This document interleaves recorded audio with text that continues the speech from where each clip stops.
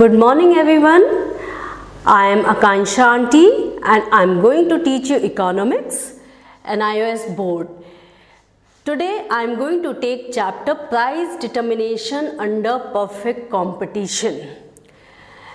ठीक है, last class में मैंने आप लोगों को सप्लाई के बारे में और डिमांड के बारे में बताया था. अब इस क्लास में मैं आपको ये बताऊंगी कि कैसे प्राइजेस तय की जाती हैं मार्केट में. जैसा कि लास्ट क्लास में आप लोगों ने समझा था कि डिमांड हमेशा जब भी प्राइस बढ़ती है तो डिमांड क्या होता है, कम होती है, और सप्लाई बढ़ती है. जब प्राइसेस बढ़ती है तो सप्लाई बढ़ती है.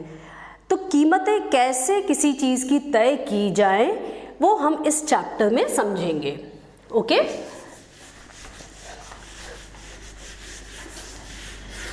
सबसे पहले हम लोग जानेंगे कि इक्विलिब्रियम प्राइस क्या चीज़ होती है.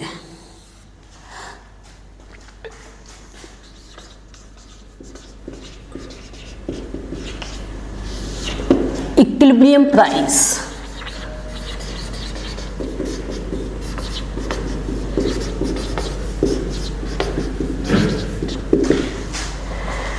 जैसा कि लास्ट क्लास में बताया गया था कि डिमांड और सप्लाई दो अलग चीज़ें हैं.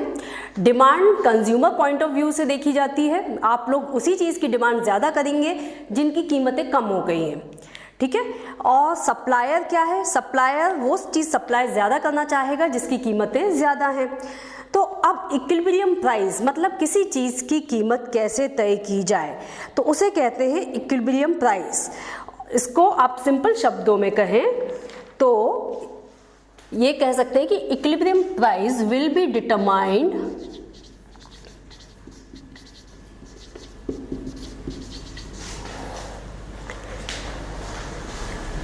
where quantity demanded is equal to quantity supplied. Where quantity demanded is equal to quantity supplied.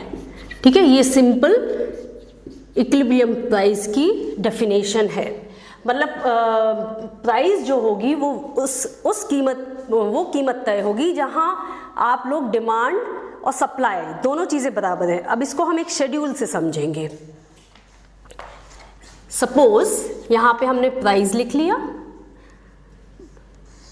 Price in rupees. Then market demand and market supply लिखेंगे हम.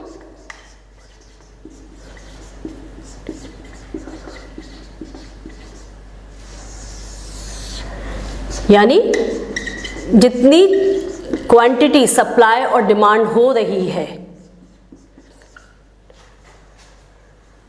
रुपीस पर केजी. ठीक है, किसी भी चीज की कीमत अगर सपोज पर केजी में हम लिखते हैं 6, 5, 4, 3, 2. मार्केट डिमांड 6 रुपीज पे 16 क्वांटिटी सपोज केजी, 16 केजी. अगर हम इसको मैंगोज समझ लें, सपोज 6 रुपीज पे 16 केजी. ओके, या कोई भी पेन या पेंसिल या कोई भी कमोडिटी समझें, गेहूं समझ सकते हैं, कुछ भी केजी में 6 रुपीज़ पे 16 हो रहा था केजी डिमांड, 5 रुपीज़ पे 18. कीमत कम हो गई तो ये बढ़ता जाएगा 20, 22, 24. ठीक है, लेकिन उस कीमत पे सप्लाई, जब कीमतें घट रही हैं तो हमारी सप्लाई कम होती जाएगी. सपोज 6 रुपये पे 24 केजी सप्लाई हो रहा था, 5 पे 22, 4 पे 20, 3 पे 18 एंड 2 पे 16. ये आपका शेड्यूल हो गया. अब ये बताइए कि इसमें कौन से प्राइस पे मार्केट डिमांड और मार्केट सप्लाई इक्वल हो रहा है. इस पॉइंट पे, isn't it? तो यहाँ पे डिमांड भी और सप्लाई भी दोनों 20-20 है. तो ये हमारा जो प्राइस इक्विलिब्रियम प्राइस होगा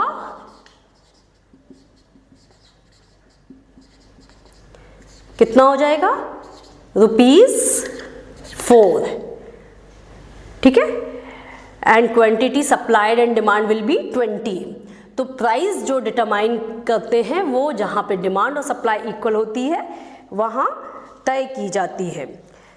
अब 2 कंडीशंस होते हैं इसके, इसको हम चाहे तो एक ग्राफिकली भी समझ सकते हैं, ठीक है।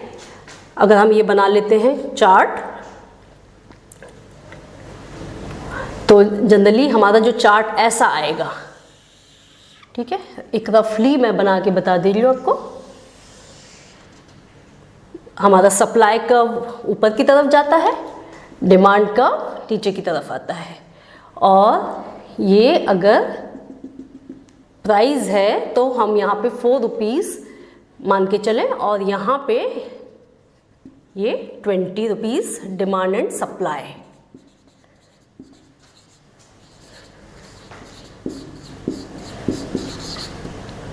ठीक है, तो ये डिमांड एंड सप्लाई का अगर आप ग्राफिकली समझें तो इस ₹20 पे ₹4 ये प्राइस है और यही इक्विलिब्रियम है। इस पॉइंट को हम ई से डिनोट करेंगे। Okay, so this is called equilibrium price, और below this is called excess demand and excess supply. अब हम इसको समझेंगे कि एक्सेस डिमांड और एक्सेस सप्लाई क्या होता है। कभी कभी मार्केट में ऐसी सिचुएशंस आ जाती हैं कि आप डिमांड ज़्यादा करते हैं सप्लाई से, इज़न्ट इट। कई बार चीज़ों की डिमांड ज़्यादा होती है, सप्लाई कम होता है। अभी भी आपको कोविड-19 के बाद इतने लैपटॉप्स की डिमांड ज़्यादा बढ़ गई है, मोबाइल्स की डिमांड और ज़्यादा बढ़ गई है, ठीक है। इतना है कि सप्लाई उतनी मार्केट में है नहीं। तब उस कंडीशन में हमारी प्राइसेस कैसे डिटरमाइन होती हैं, तो पहले हम समझेंगे कि एक्सेस डिमांड क्या चीज़ होती है। Excess demand where demand is more than supply, ठीक है, where demand is more than supply, उसको हम कहते हैं एक्सेस डिमांड। अब ये हम अगर ग्राफिकली हमने अगर ये वाला समझा, यही वाला शेड्यूल ले लेते हैं। ओके,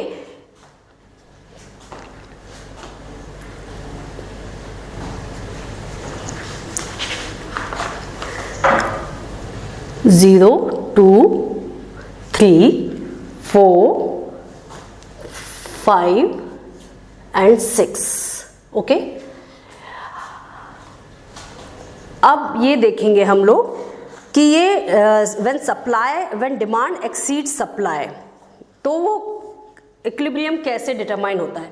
अब ये वाला रीजन जो देखेंगे आप, यहाँ पे देखिए ये डी है, ये एस है। ₹2 पे डिमांड 24 थी और ₹2 पे सप्लाई केवल 16 है, ठीक है, 16 kg थी। तो यहाँ पे डिमांड ज़्यादा हो रही है, सप्लाई कम हो रही है। ऐसे ₹3 पे भी सप्लाई कम थी, डिमांड ज़्यादा थी। ₹4 पे इक्विलिब्रियम आया। तो ये जो पॉइंट है आपका, ये होता है एक्सेस डिमांड का रीजन, ठीक है। ये इक्विलिब्रियम के नीचे जो रीजन है वो है एक्सेस डिमांड, ठीक है। तो अब एक्सेस डिमांड में क्या होता है, इक्विलिब्रियम कैसे अटेन किया जाता है।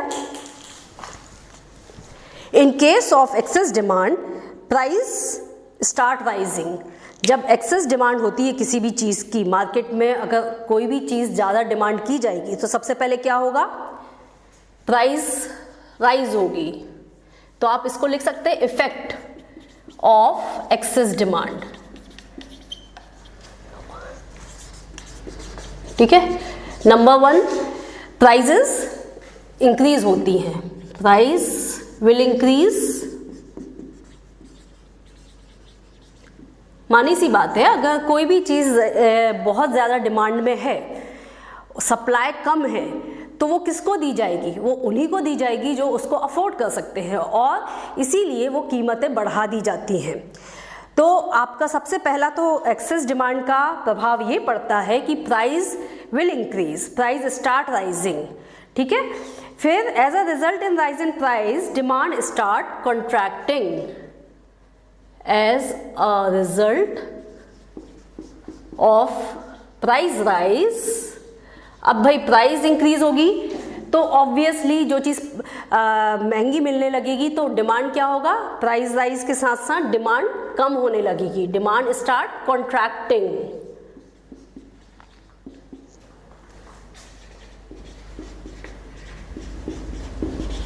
ठीक है। और जब डिमांड कम होने लगती है तो क्या होगा? Supply will expand and supply expand, ठीक है। अब भाई डिमांड कम होगी, अब सप्लाई ज़्यादा है, तो जैसे ही डिमांड कम होने लगती है, या कह सकते हैं कि डिमांड कम होगी, प्राइस राइज हुआ, डिमांड कम हुई, लेकिन जैसे ही प्राइस राइज होता है तो सप्लायर क्या चाहता है कि उसकी सप्लाई ज़्यादा से ज़्यादा बढ़े, तो सप्लाई बढ़ जाती है। All these movement of price, demand and supply result in equilibrium restored through a higher price than before, ठीक है। फाइनली क्या होता है कि प्राइस इक्विलिब्रियम प्राइस कहाँ जाके सेट होगी? Price will be restored at higher price. Okay, now we will understand excess supply. जैसे एक्सेस डिमांड होती है किसी भी चीज़ की, आप जनरली जैसे मैंने बताया कि डिमांड जब भी ज़्यादा होगी तो अल्टीमेटली चीज़ों की प्राइसेस बढ़ जाएंगी। लास्ट पॉइंट जो है इक्विलिब्रियम प्राइस जो है वो ऊपर की तरफ हो जाएगी। और एक्सेस सप्लाई क्या चीज़ होती है? जहाँ सप्लाई ज़्यादा है, where supply is more than demand.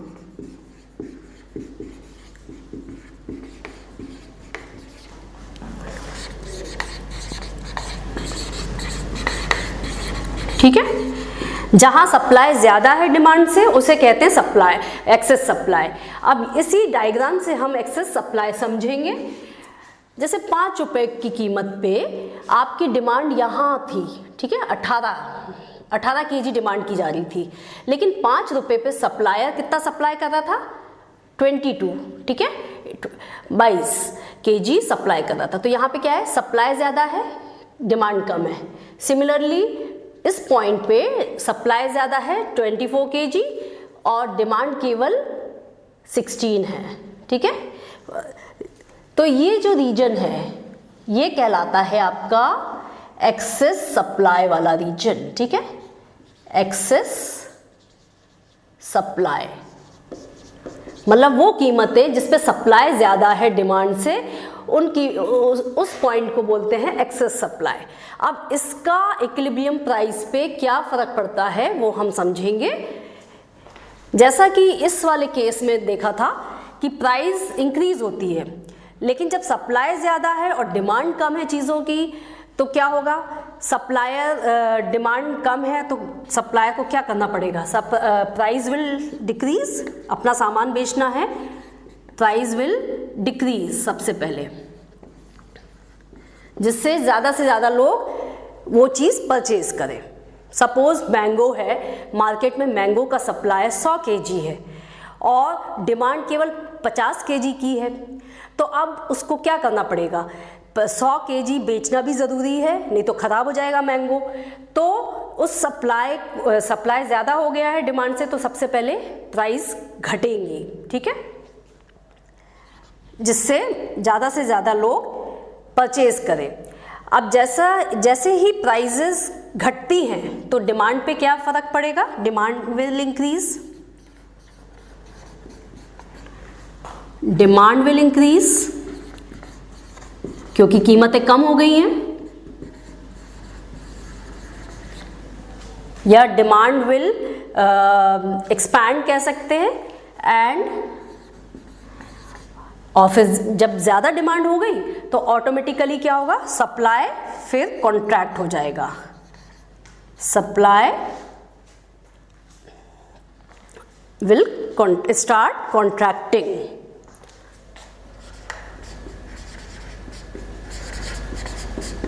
ठीक है, और ये कब तक के होता रहेगा ऊपर नीचे, जब तक कि एक इक्विलिब्रियम प्राइस ना आ जाए।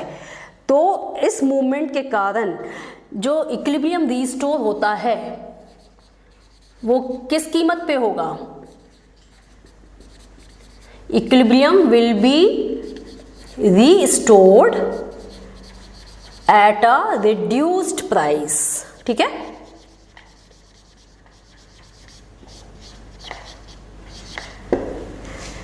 ठीक है, तो इक्विलिब्रियम प्राइस ऊपर नीचे तब तक के होता है जब डिमांड और सप्लाई इक्वल नहीं हो जाती।